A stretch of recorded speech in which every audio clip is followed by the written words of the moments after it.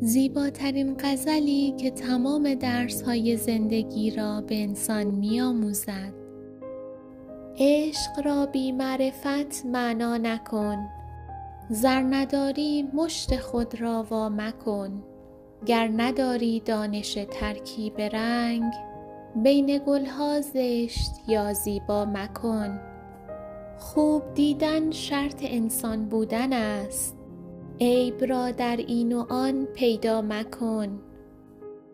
دل شود روشن ز شمع اعتراف، با کس ار بد کرده ای حاشا مکن.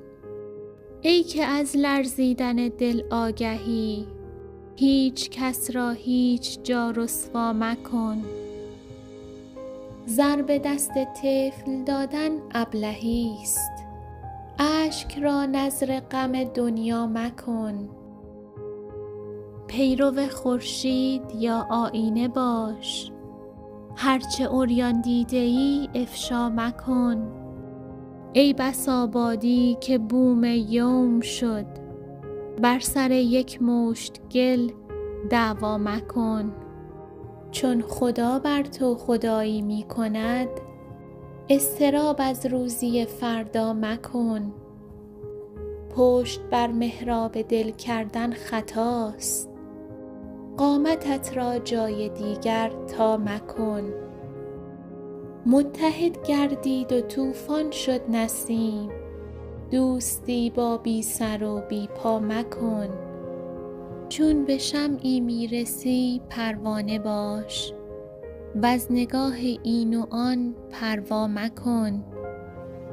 پیش بیرنگان که مست حیرتند، گر دو رنگی می کنی با ما مکن. گر ز آب برکه می ترسی پریش، دعوی غواصی دریا مکن. جالب است بدانید که 7 بیت از این غزل زیبا در فضای مجازی با عنوان 7 درس مولانا یا 7 قانون مولانا مشهور شده.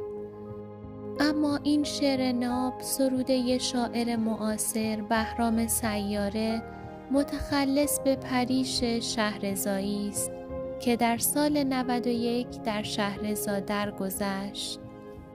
از این شاعر معاصر 3 دیوان بر جای مانده و او در غزلیات خود از مضامین عاشقانه، عارفانه، آزادی و بی‌نیازی استفاده می‌کرد.